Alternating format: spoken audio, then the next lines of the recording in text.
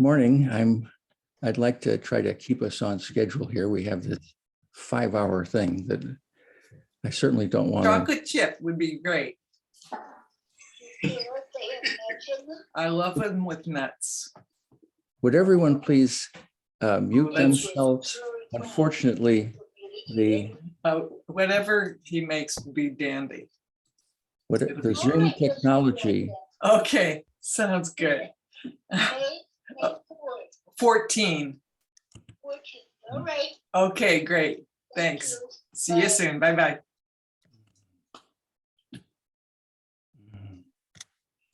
The Zoom technology cannot cope with even 2 sources of sound at the same time. And so if 2 of us are speaking, we interfere with each other and we're both incomprehensible. So I'm asking you please to remain muted except during discussion periods when, of course, we'll ask you to unmute. I'm Richard Trudeau. Hello? I'm I'm sorry, Joan, did you just call again? Alan, Oh, okay, I didn't hang up. Alan, maybe you could mute Okay, people bye-bye. who are talking and not realizing what's going on. I'm Richard Trudeau. I'm a semi-retired UU minister living in Massachusetts, and I want to welcome you to the 3rd annual convocation of UUMUAC, the Unitarian Universalist Multiracial Unity Action Council. There have been a few minor changes to the announced schedule for today's convocation, but there's only one major one, and it is that Todd Eckloff, who was originally going to join Finley in session 2 right before lunch, will now join Craig Morrow in section 3 after lunch, and Kelvin Sandridge, who was going to join Craig Morrow in session 3 after lunch, will now join Finley in session 2 before lunch. So Kelvin Sandridge and Todd Eckloff have switched places. I'd like to introduce the Reverend Beverly Seese to do our chalice lighting and give some opening words.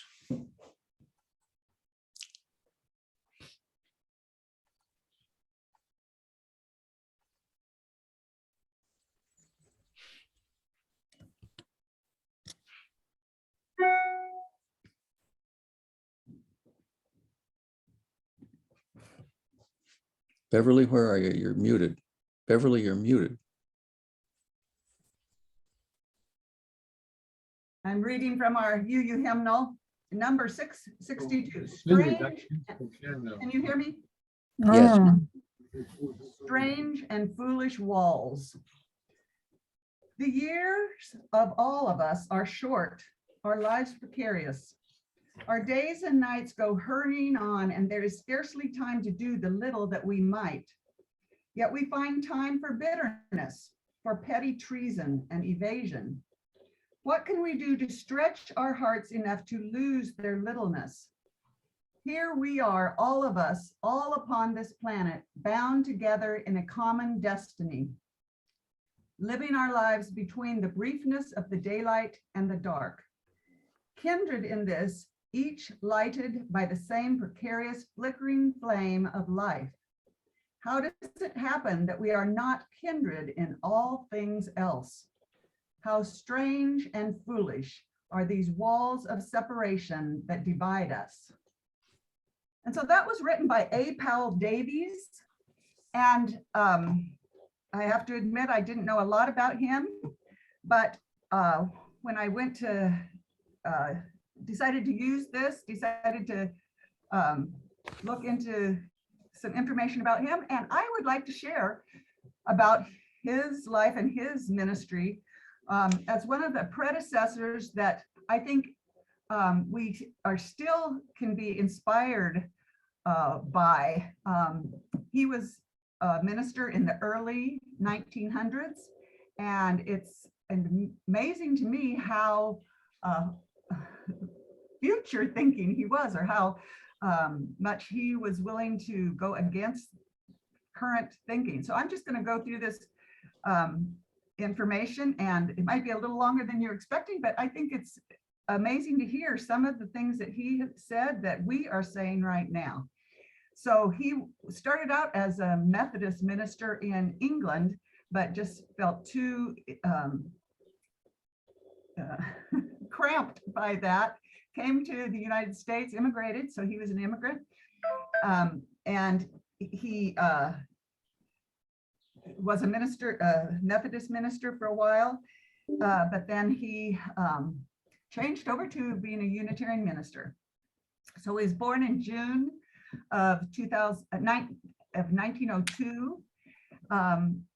He was an early 20th century Unitarian minister, was a renowned orator and a prominent social activist for civil liberties, government accountability, civilian control of atomic energy, family planning, and desegregation.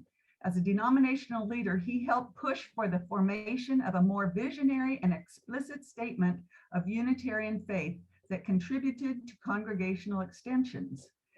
Davies was a leader of the reform movement, Unitarian Advance. As such, he chaired the program committee in charge of developing the agenda for the 1943 AUA annual meetings. This committee proposed the creation of a wartime statement to be called The Faith Behind Freedom. This document, composed and adopted at the meetings, proclaimed our Unitarian purpose is to build a world community of free and equal people, dedicated to equality of human rights and obligations and governed by the laws that free people make. We seek complete and universal freedom. These committees were created by the AUA to prepare for Unitarian advance after the war.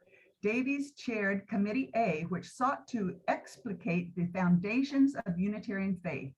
During the course of preparing the committee recommendations, he reported to the AUA board that if Unitarians were to move forward, they must abandon mere sectarianism. If we are just another Protestant denomination, he wrote, then we have no distinction and no justification for larger scale advance. If we are what Channing called the universal church, then we must begin to be that church.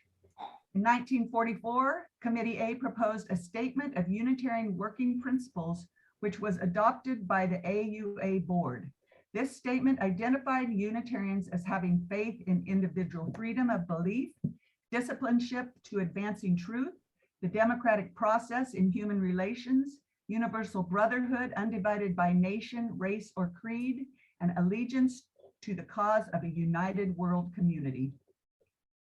Davies' engagement in social and political issues was also facilitated by his participation in the Metro New York Council of Churches. Through this association, he became a friend of Unitarian activist minister John Hayes Holmes and an acquaintance of Margaret Sanger, founder of Planned Parenthood. Family planning became one of Davies' major social concerns while at Summit. Davies was a member of Sanger's New Jersey Birth Control League and participated in coordinating media campaigns and congregational education on this topic. In 1943, Davies signed one of the first statements of support by religious leaders for Planned Parenthood.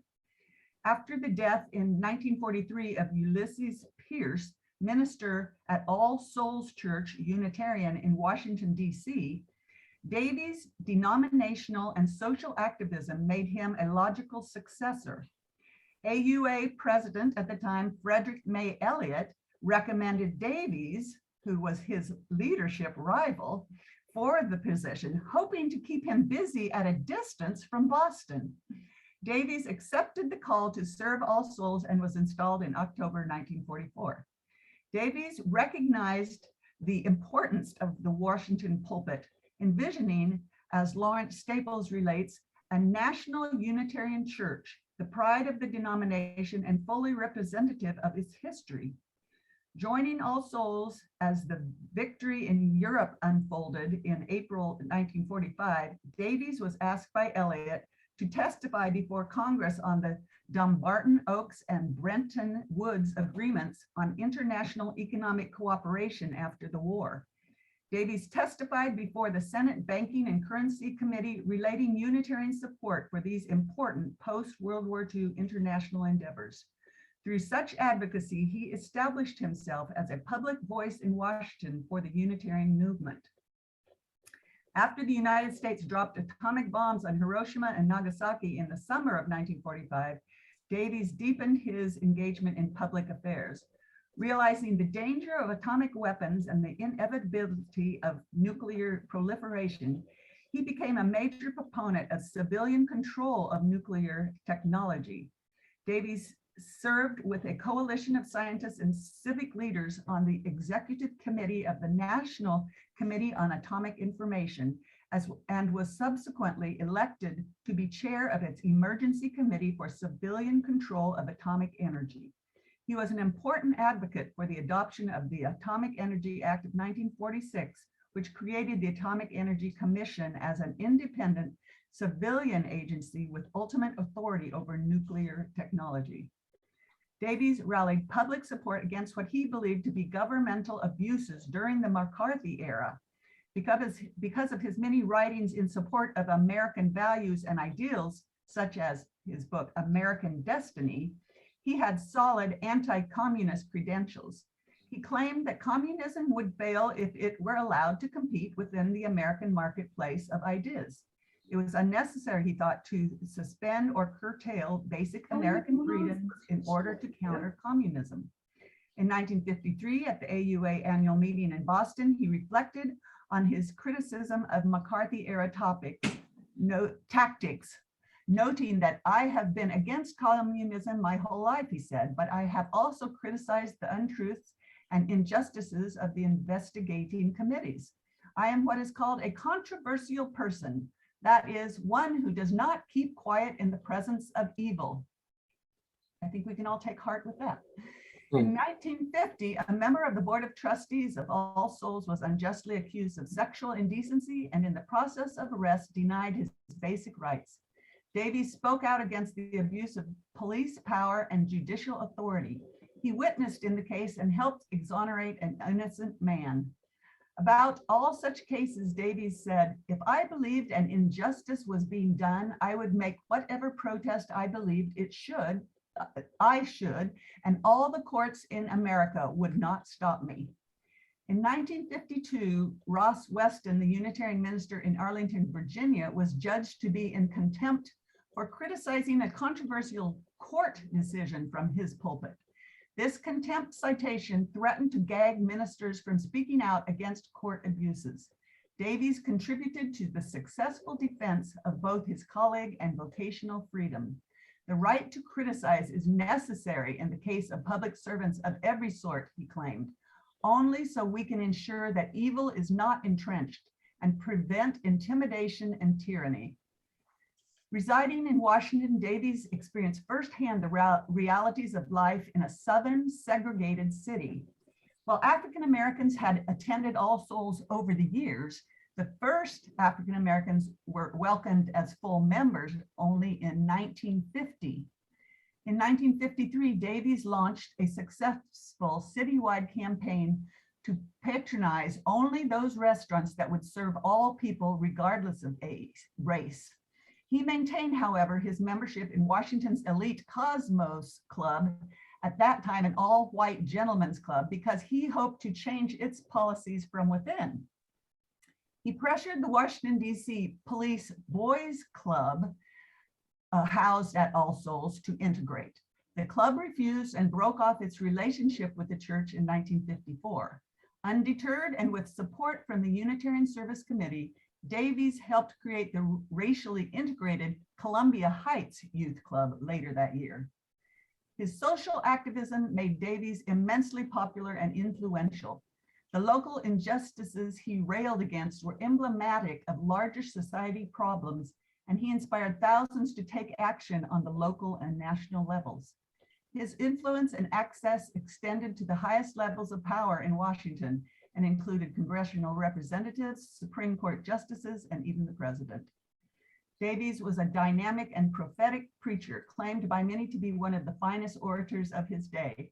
He used his pulpit to remind people of the primary human calling, the cultivation and development of character and action. As Davies eloquently captured it, life is just the chance to grow a soul.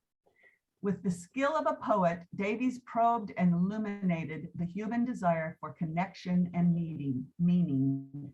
There is no mystery greater than our own mystery, he preached. We are to ourselves unknown, and yet we do know. The thought we cannot quite think is nevertheless somehow a thought, and it lives in us without our being able to think it. We are a mystery, but we are a living mystery. According to Davies, spiritual life is the core of religion. In the mind's dimness, a light will shine. In the spirit's stillness, it will be as though a voice has spoken. The heart that was lonely will know who it was it yearned for, and the life of the soul will be one with the life that is God. God is a living spiritual reality encompassing the totality of the spirits of all beings. God is what the soul breathes as the body breathes air. He sought God in the pursuit of religion, not its establishment. For there is a God who never dies, the one and only living God whose face is ever set towards tomorrow. So I appreciate your listening through all this. I appreciate his definition of God, and I think that some of us might enjoy having that different definition. And I'm just encouraged by someone from the first half of the 20th century being so outspoken in so many things, and statements that we are echoing here today with UUMUAC. Thank you. Thank you, Beverly.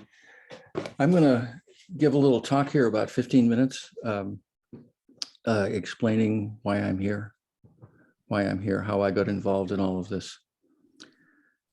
When I was 5, this is 1951, when I was 5, and I was heading to first grade, my mother said to me, "There may be Negro children in your class, and if there are, other children may call them the N-word. Don't ever say that. It hurts their feelings." And I said, "Why would kids want to hurt their feelings?" And my mother said, "Well, some people think that Negroes aren't as good as other people." And I said, "Is that true?" And she said, "Of course not." So I learned about racism. 3 years later, 1954, I was 8 years old. I was a smart kid. I was reading the newspaper. And one day there were these big headlines about something that we know today as Brown versus Board of Education. And I was puzzled about what it meant, but I kept reading, and I asked my parents, and I listened to the news on TV. And I realized after a few days, the issue was that Black kids in the South had to go to bad schools. And I was shocked. At the end of the next year, 1955, I'm 9, the Montgomery bus boycott began and lasted more than a year. And there were regular updates in the news. I remember the 3 big civil rights laws of the 60s, the Civil Rights Act, the Voting Rights Act, and the Fair Housing Law. Fast forward 1992, I'm 46 years old. I'm a brand new UU minister serving as assistant minister at a church in Boston, not downtown, sort of the edge of Boston, an integrated but mostly white neighborhood, an integrated but mostly white church. And I had the feeling that the racial situation in America had been gradually getting better throughout my life, decade after decade. Yes, with fits and starts, but it was better. It was better. It was continuously getting better. And I was encouraged listening to the parents of high school kids in this Boston church telling me that among a lot of the high school kids they knew about, interracial dating was no big deal. And they thought that was a good thing, though of course they were also concerned that this might might be a hardship on their children. They were worried, you know, but it was no big deal among the kids. And I thought, oh my goodness, isn't this wonderful? Yes, and this confirmed my feeling that the racial situation had been continuously getting better. But now, this is now in the mid-90s, I'm a UU minister, so I'm paying much more attention to what UU national officials are saying. And they're starting to sound like Al Sharpton, the Reverend Al Sharpton. He's someone I think of as a race entrepreneur. He's someone whose livelihood depends on his finding racism and calling it out. And Al Sharpton was saying, racism is just as bad as it always was. It's just gone underground.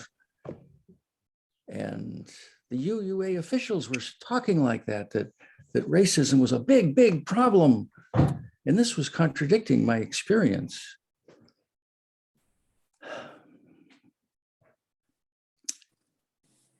I thought about the Black people I knew, and I picked out 3 that I thought I knew well enough to ask, what was their experience with racism? One was the DRE at beginning 1995, I was the full-time minister at another church, and the DRE at that church was a Black woman. And one was a professor at the college I was teaching at. One was the guy who owned the auto body shop where I took my car, which I kept getting dings in. And these were people who were about my age. So I was, what, 49, I guess, at the time. And they were, you know, between 40 and 50. And all 3 of them said essentially the same thing. They said, yes, racism is real, and I have experienced it occasionally. On your other computer. Only, I can't please, get it on the other one. please mute yourselves. Is that you, Dick Burkhart? Sounded like you. They said, yes, racism is real. I've experienced it occasionally in my life, but it's been an occasional irritation, but it's never been an obstacle. It's never been an obstacle. I could go after any job I wanted. I could go out with whoever I wanted. I could live wherever I wanted. It wasn't like it was for my grandfather. It wasn't an obstacle. And this confirmed my own feeling. At the 1997 General Assembly in Phoenix, I was there. On the agenda was to vote for Journey Toward Wholeness, which was basically the UUA's current so-called anti-racism program, though with a different name, and it was milder than the present program, but conceptually it was very much the same. And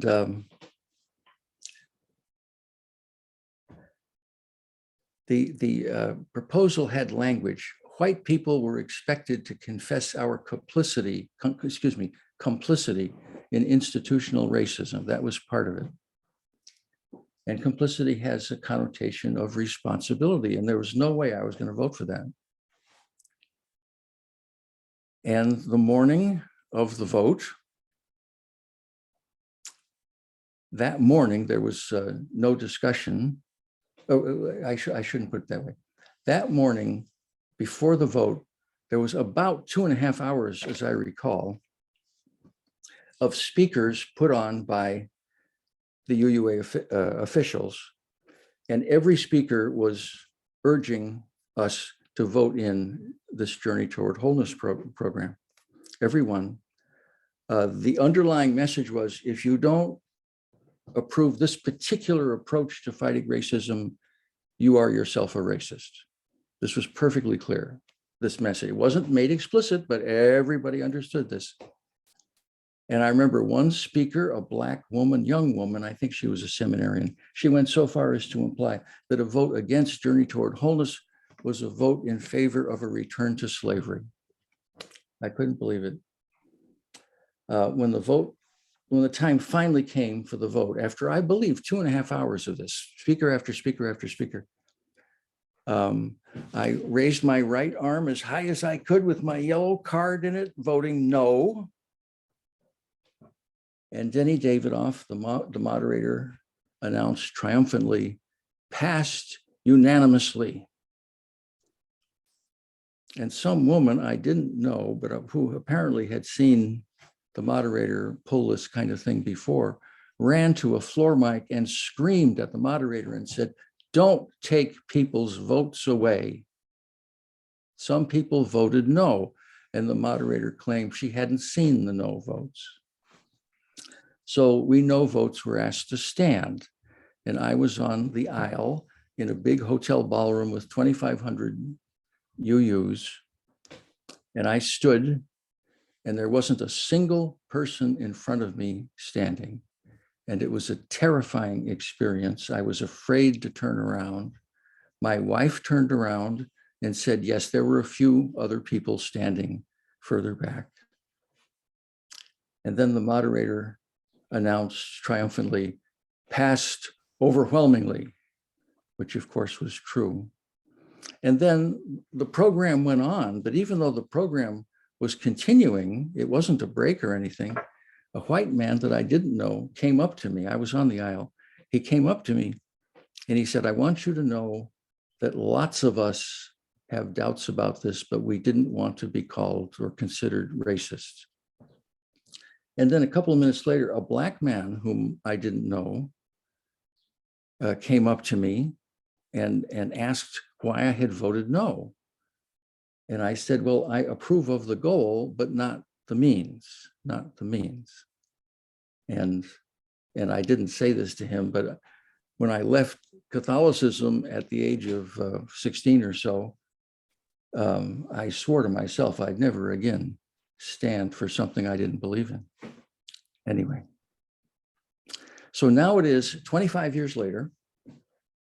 And to me, the same three things are going on. What was going on in 1997 was national UU officials had made an assessment of the racial situation in the United States and an assessment of the racial situation in our congregations, which I felt was questionable at best. That's still happening. The second thing that happened was they had proposed a solution, a program that would solve what they perceived as a problem. But their solution required white people to plead guilty to a crime that I felt I hadn't committed, an offense, let's put it that way, an offense I hadn't committed. And I would say the majority of white UUs have not committed either. That was part of their program 25 years ago, and it's part of their program now. Now it's even more intense. Now it's dismantle our white supremacy culture. And the third thing that was there 25 years ago and is there today is a phony democracy. It's a phony democracy. It's much less democratic today than it was. The offense to which white people are to plead guilty is a more serious offense today than the offense 25 years ago.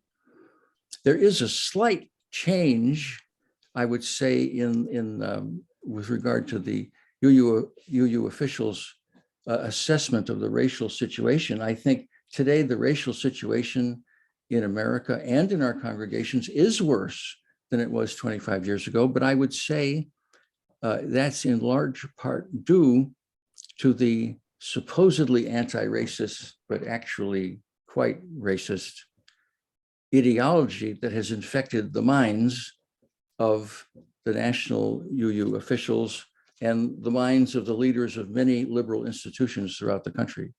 But even so, I would say the assessment of the racial situation is still far, far, far from reality. To me, the question is, cui bono, Latin for who benefits from this? Who benefits from the assessment that can't be questioned, from the phony democracy, from the necessity to make white people plead guilty to offenses they're not guilty of? Who benefits from this? I don't really know. I don't really know. That's why I'm here. And according to the schedule for the day, I'm next supposed to introduce the board of directors. And so those of you who are on UUMUAC's board of directors, if you would go to the bottom of your screen and click on the button that says raise hand, what will happen by magic is that all of your windows will come to the front of the pile. And I can see all of the members of the board of directors who are here. And we're a little pressed for time here. So let me ask you not to introduce yourselves. Let me just say who you are. The first window there, it's the first window for me, is Alan Lindrup. Is that the first window for everybody too? Yeah, Alan Lindrup is our treasurer. And the second window is Dick Burkhart. Alan is from Greater Chicago somewhere, Chicagoland. And, Southeast side of Chicago, yes. okay, and Dick Burkhart is from Greater Seattle somewhere, I believe. And he is our correspondent. Southeast Seattle. The He's most our, multicultural, multi-ethnic area in the Pacific Northwest, wow. deliberately. He is our corresponding secretary. And then next is Beverly Seese, who lit the Chalice today. And next, there's this guy lounging in the back of the fourth window who's waving to us. This is Michael Johnson from Austin, Texas. And then in the next window is Finley Campbell, our founder and our only chair until this year. And now, Kelvin Sandridge is with us, but he didn't raise his hand. oh, Kelvin, there you are. Kelvin just waved in his window there. Kelvin Sandridge is a member of our board of directors. And Marie? Where's Marie? Oh, yeah, I know you're here. Oh, there's Marie. You didn't raise your hand either. But on my screen, you're right below Alan Lindrup. Yes, there's Marie Copps, also on our board of directors. Okay, yeah. Okay. Is that all of the board members who are here? And of course, I'm on the board too. So that's 1, 2, 3, 4, 5, 6, 7, 8 of us. And there are what, only 10 of us? 10. Yeah, so that's not bad. What's next on the schedule is a musical interlude with Leah McCoo. Good morning. Good morning. Morning. Good morning. I was prepared to do a bio, but I think I shall not. I think I shall leave it for later when we're killing time. Okay. I'm happy and grateful to be here, however, and willing and able to lift your souls with me, if you will, and just greet this day and set this day apart for this convocation. Open my eyes that I may see glimpses of truth thou hast for me. Open my eyes, illumine me, Spirit divine. Woke up this morning with my eyes set on freedom. I woke up this morning with my eyes set on freedom. I woke up this morning with my eyes set on freedom. Hallelujah, hallelujah, hallelujah. I woke up this morning with my heart set on freedom. I woke up this morning with my heart set on freedom. I woke up this morning with my heart set on freedom. Hallelujah, hallelujah, hallelujah, hallelujah, hallelujah. Walk with me now. I'm gonna walk, don't walk. I'm gonna talk the talk. I'm gonna walk, don't walk. I'm gonna talk the talk. I'm gonna walk, don't walk. I'm gonna talk the talk. I'm gonna walk, don't walk. Because I woke up this morning and I woke up this morning with my mind set on freedom. I woke up this morning with my mind set on freedom. I woke up this morning with my mind set on freedom. Hallelujah, hallelujah, hallelujah. I'm gonna walk, boom, walk. I'm gonna talk, the talk. I'm gonna walk, boom, walk. I'm gonna talk, the talk. I'm gonna walk, the walk. I'm gonna talk, the talk. I'm gonna walk, the walk. Because I woke up this morning and I woke up this morning with my eyes set on freedom. And I woke up this morning with my heart set on freedom. I woke up this morning with my mind set on freedom. Hallelujah, hallelujah, hallelujah.